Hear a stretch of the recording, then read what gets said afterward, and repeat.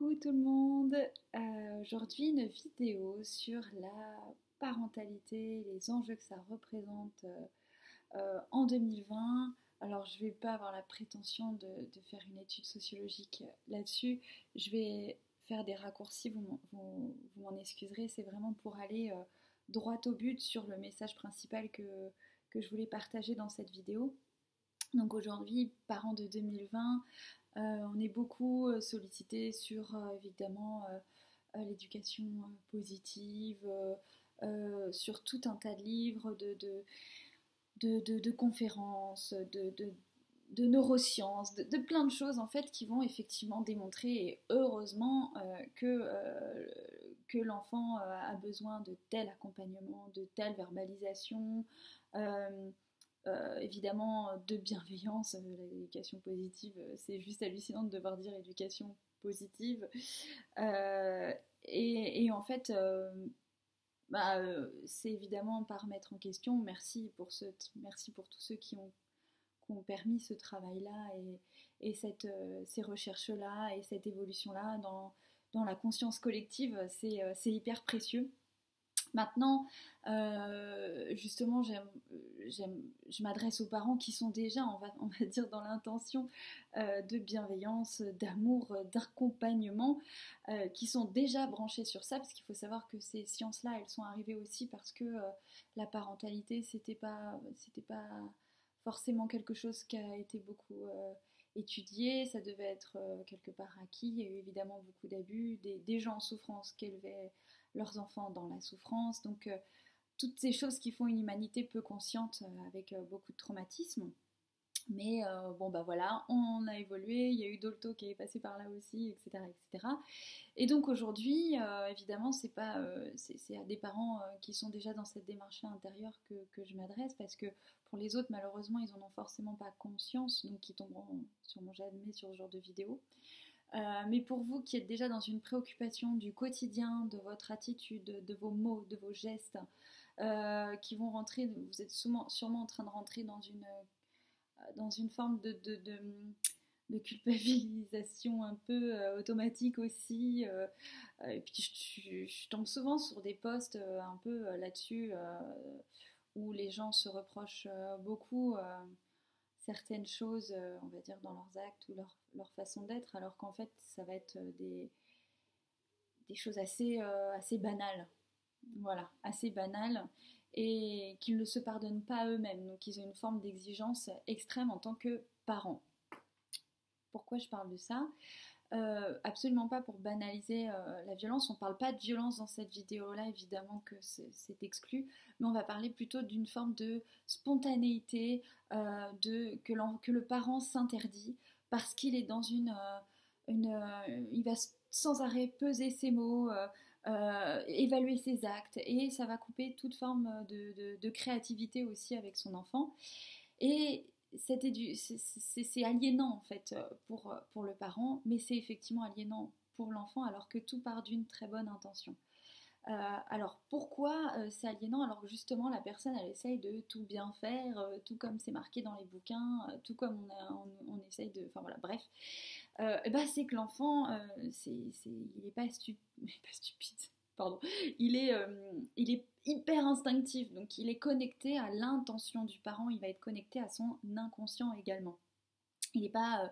Donc en fait, le parent, par exemple, quand il est dans une surverbalisation d'explication de choses, pour par exemple interdire d'un danger, l'enfant derrière, potentiellement, il entend une suite de mots, mais ce qu'il entend surtout, c'est mon enfant, j'ai peur que tu ne m'aimes plus si je t'interdis des choses qui te font plaisir. J'espère de tout cœur que tu comprendras ma démarche pour ne pas m'en vouloir de t'interdire, etc. Blabla. L'enfant est branché sur l'intention. Donc qu'est-ce qu'il entend, l'enfant? Il entend ah, euh, maman culpabilise, c'est de sa faute quelque part. Donc je peux recommencer. Elle m'a peut-être pas bien expliqué pour elle. Enfin, j'exagère, je dis n'importe quoi. C'est vraiment pour dire que l'enfant il n'est pas dupe du tout, et qu'à ce moment-là il va pas forcément reconnaître le message principal qui va être de s'il te plaît ne fais pas ça, parce qu'en fait ça c'est extrêmement dangereux. je pourrais pas te faire un discours d'une demi-heure à chaque fois que tu seras face à cette situation, comme par exemple traverser la route sans regarder, parce qu'à un moment c'est fatal et qu'il faut juste que tu écoutes en fait, et qu'à ce moment-là tu comprennes que mon injonction elle est pour ton bien. Et ben voilà, l'enfant lui il va être il va pas forcément comprendre le message principal que vous aurez essayé de transmettre. Il va être branché sur la culpabilité, sur votre démarche hésitante, sur le fait que vous n'êtes pas à 100% sûr de vous en fait à ce moment-là de votre message. Donc lui, qu'est-ce qu'il va faire? Il va recommencer l'expérience parce que jusqu'à ce que vous soyez sûr de votre message et que l'intention soit claire, l'intention, on va dire, inconsciente quoi. Euh, et c'est ça qui crée, c'est ça qui fait qu'en fait les mots, ils ont évidemment une importance, mais l'intention derrière les mots, elle est, euh, elle est primordiale. Donc soyez pas trop exigeant vis-à-vis de vous-même. Acceptez votre spontanéité, votre créativité, parce que la relation avec votre enfant, avec l'enfant, c'est une relation d'âme à âme. En fait, vous êtes la personne la plus adaptée à accueillir cet enfant, à le faire grandir, etc. Comme lui, il est le plus adapté à vous faire grandir, etc. aussi. Donc, c'est pas un bouquin, les livres aident, mais c'est votre façon d'être dans votre naturel et votre créativité qui sera le mieux accueillie par votre enfant. Je dis ça évidemment en connaissance de cause, hein, je suis maman et j'ai évidemment fait toutes ces erreurs de surverbalisation dans le sens où j'étais dans la culpabilité et merci à mes enfants de m'avoir montré l'inutilité et comment dire, l'infertilité de cette démarche. Ça ne veut pas dire rompre la communication, évidemment, vous l'aurez compris, la communication c'est primordial, c'est absolument pas ça que je remets en question, hein, c'est vraiment l'intention. Et je vais vous illustrer ça par un exemple que j'ai eu en clientèle. Donc c'était un couple avec un petit garçon qui avait de l'eczéma. Et ce couple-là était vraiment dans une exigence, parce que ce sont des très très belles personnes, donc qui sont dans une exigence d'eux-mêmes qui va être beaucoup trop élevée. Ils recherchent tellement le bien-être de leur enfant qu'ils voilà, ils vont être dans ce qu'on a décrit tout à l'heure, cette espèce d'hypervigilance qui va couper toute créativité, spontanéité et du coup aussi joie de vivre pour le parent parce qu'il va être sans cesse sur le qui-vive, donc c'est extrêmement épuisant parce qu'il va s'observer, observer la situation, enfin bref. Du coup, ces parents merveilleux comprenaient pas pourquoi leur enfant avait de l'eczéma.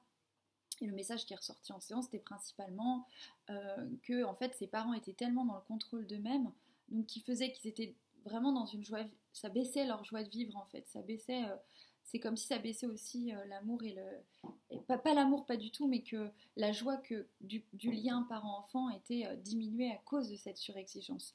Donc je les ai invités à aller dans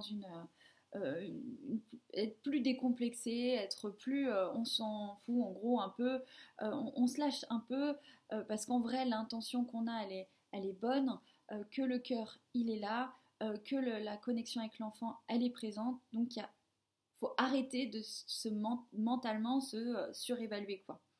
Et puis de toute façon, les erreurs font partie de la parentalité, font partie du quotidien, et que vous ne pourrez pas vous empêcher de faire des erreurs. Vous ne serez jamais un parent parfait, comme les enfants parfaits n'existent pas. Donc le fait de l'accepter, ça permet de toute façon, si je fais une erreur, je m'excuse, et j'essaye de la réparer, mais voilà, comme exactement ce que vous apprendrez à faire à votre enfant en fait. Vous pouvez avoir aussi cette indulgence, bref. Donc on en discute, et c'était ça qui ressortait et qui était vivement conseillé pour cette famille-là.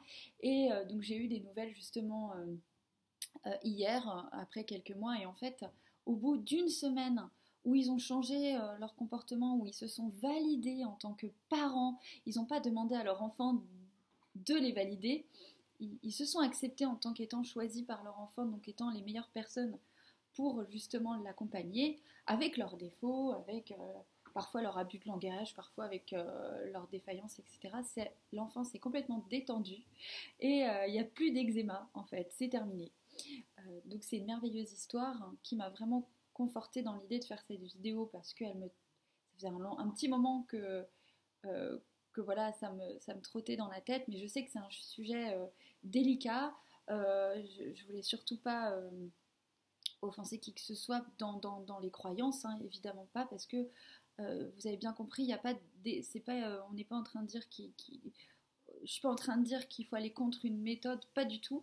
C'est juste qu'il faut bien garder en tête, en plus des méthodes éducatives qui sont très bien, hein, il faut garder en tête que l'intention est primordiale, la créativité, la joie que vous allez ressentir en tant que parent dans votre parentalité, ça c'est primordial, c'est ce que l'enfant va ressentir le plus. Par exemple, un parent avec des mauvaises intentions, on va dire un parent pervers ou pervers narcissique ou ce qu'on veut, mais qui aura des belles phrases et des jolis mots, peut détruire l'enfant avec ses belles phrases et ses jolis mots parce que l'enfant va capter tout ce qui va se jouer dans l'intention intérieurement. Donc les mots, ça reste une façade, ça reste une surface. Et je suis sûre que vous êtes à même de comprendre ce que je dis par rapport à ça. Euh, c'est l'énergie, hein, c'est l'énergie, c'est ce qu'on propose, hein, c'est pas forcément toujours en matière de fait, quoi. Donc être ouvert à ça, sur l'intention, avoir cette vigilance-là, ça permet